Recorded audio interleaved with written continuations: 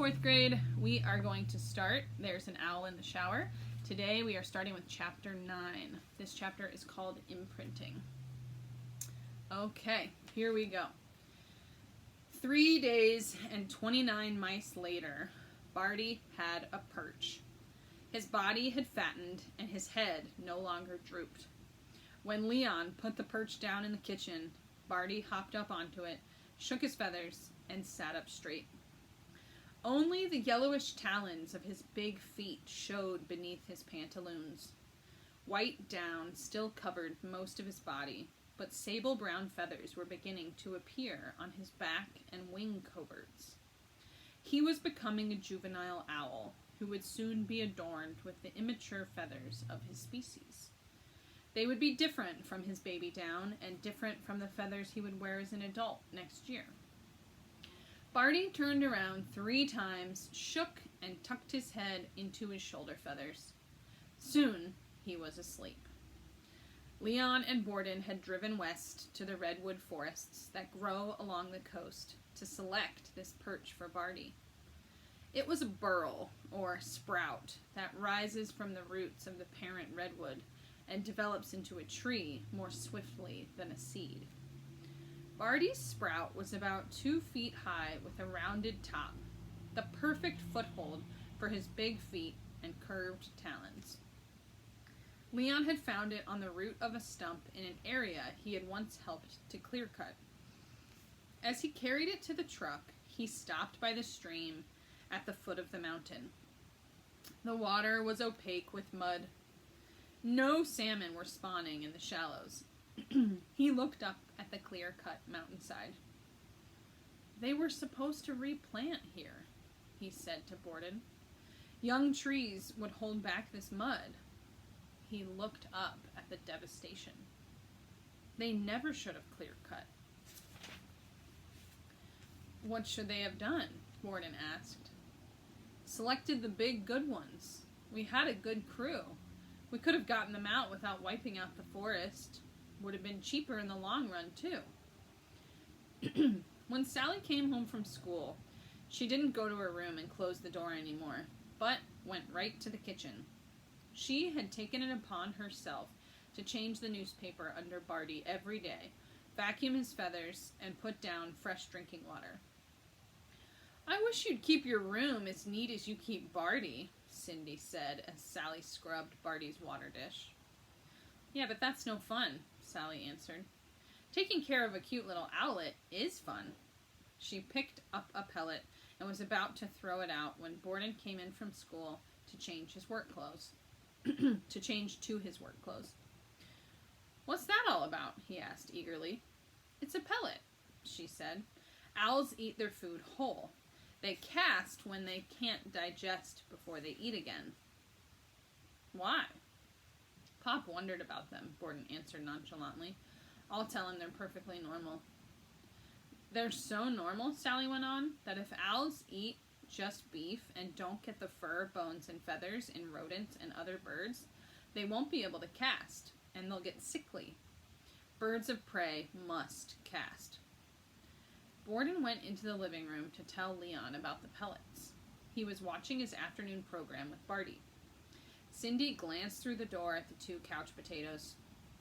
Goodness, she said, I wish your father would find a job. Any job. He worries about that bird all the time. He should read more about owls and stop worrying, Sally said. I worry about what's going to happen to Barty after the hearing. Borden's going to let him go, Cindy answered. And Pop's going to kill him. Why? Well, she said they might not be able to do either. A curly smile moved from her lips to her eyes and then twinkled. Birds imprint on the people who raise and feed them. What does imprint mean? Cindy asked. It means they think the person nurturing them is mother, and that they look like that person. They love that mother very much, and they follow her everywhere, even if it is a man or a robot. And that's not so good for Pop and Barty. It's charming, said Cindy. What's the matter with that? It means, said Sally, that Pop is Barty's mom, and Barty won't want to go back to the wild. And, she went on, it also means Pop won't want to wring the neck of a little creature that loves him. Cindy put down the dish towel, turned around, and stared at Sally. Where have you learned all this? From my science teacher, Mr. James. Sally. Cindy's eyes were wide, the pupils sharp. Have you told that teacher about this owl? No. Then why did he tell you about imprinting? He told the ecology club about imprinting, Sally answered, and I belong to the ecology club. What? Cindy gasped. With Pop out of work because of ecology lovers, how could you join their club? It's interesting, Sally answered. Your Pop will not like that, Cindy said. You'd better tell him right now. I'll tell him, but I'll tell him at the perfect time. What do you mean, the perfect time? When Barty is thoroughly imprinted on Pop, and Pop loves him. She considered her words and made them more accurate. When they're bonded, then I'll tell Pop, she said. Cindy shook her head, but she also smiled. Leon came into the kitchen, put Barty on his perch, said a few words, then went out the door. The owlet crouched to follow Leon. He flapped his wings, but they were not strong enough to carry him in flight. He folded them to his body and pinned his eyes on the door through which Leon had gone. Sally watched the owlet with great interest. I think the perfect time is almost here, she said, sinking her fingers into the deep, soft feathers on his head and scratching his little skull. Don't you, pretty little owlet? Barty blinked slowly, bringing his lower lids toward the upper. You think he's your mom, don't you? Sally said. Do you think you look like him? I think he does, said Cindy. They both have beards and big black eyes. Okay, let's keep going. We're going to do chapter 10. Chapter 10 is called Bonded. The next day, Borden and Leon got up early, as usual, to go mousing before school. The day was warm, and Leon left the door open to blow out the birdy odors. Cindy had begun to complain about them. When they were in the alley behind their house, they heard a rasping hunger cry. Both turned to see Barty following them on foot. Look who's coming, Borden said, and chuckled. Where do you think you're going, mister? Leon said. Then, glancing right and left to make sure their neighbors weren't looking, he picked up the owlet and put him on his shoulder. Okay, Barty, he said, you can come. Maybe you'll catch yourself a mouse. With Barty posting on Leon's shoulder like a horseman, the three went down the trail to the abandoned field by the clear, rushing river. As they approached, 5 crows came over the horizon. Cawing and screaming, they dove at Barty. He jumped to his wings and tried to fly, but only fluttered to the ground. Quickly, Leon picked him up and tucked him inside his shirt. The crows flew above them, gaining height to strike again, but the enemy, the owl, had disappeared. They searched the field as they flew away. Borden set the traps, and Leon sat down in the tall grass to hide Barty from the crows.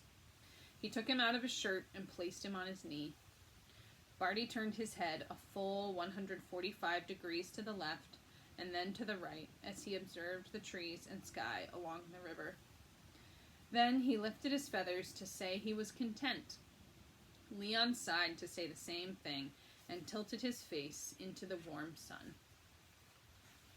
In that moment, the grassland larks and sparrows saw Barty and screamed their alarm cries.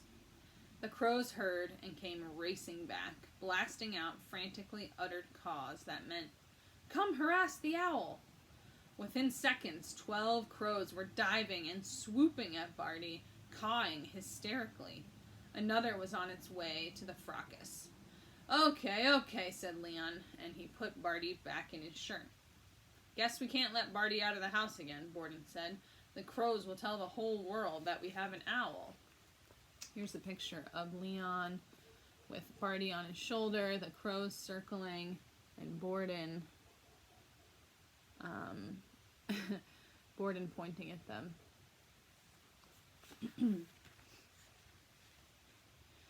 Wonder what the owls did to the crows to get them so mad at them, Leon mused.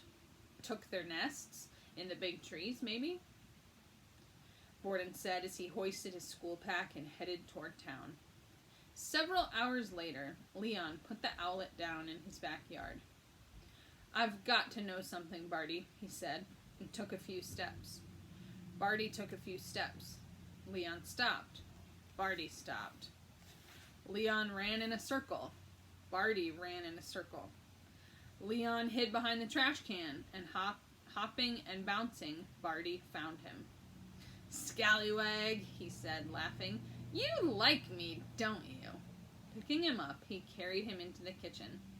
I'll take you to court, and you'll follow me right up to the judge. He leaned down and almost kissed Barty's round head. Then, horrified at himself, he blurted out, and then after that I'll lead you up to the chopping block and I'll chop off your head. Leon opened his mouth to laugh, but not even a chuckle came out. A few days later, when Sally was changing Barty's papers, she took one of the tail feathers between her fingers. Pop, she said, frowning, Barty has hunger streaks. Leon put the morning's mouse catch in the refrigerator and came to look.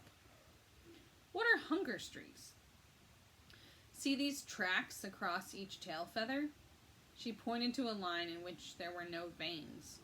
Those are hunger streaks. He didn't get enough food when he was growing these feathers. Well, what does it mean? Leon asked. He's not going to die, is he? No, said Sally, but he may have trouble flying. Feathers break at the hunger streaks, and he needs his tail to fly right. How do you know all of this, Sally? Leon asked. I learned it from Mr. James in the Ecology Club, she answered.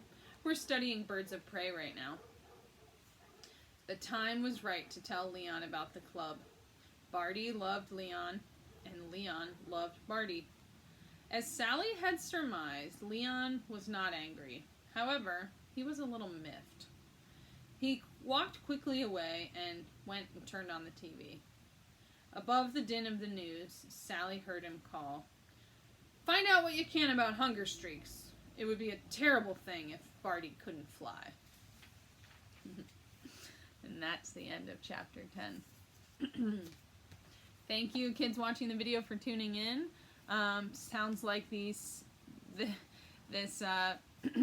and Barty are getting quite bonded to each other and are both pretty connected to one another. We'll see what happens in chapter 11 next time. Okay, see you later.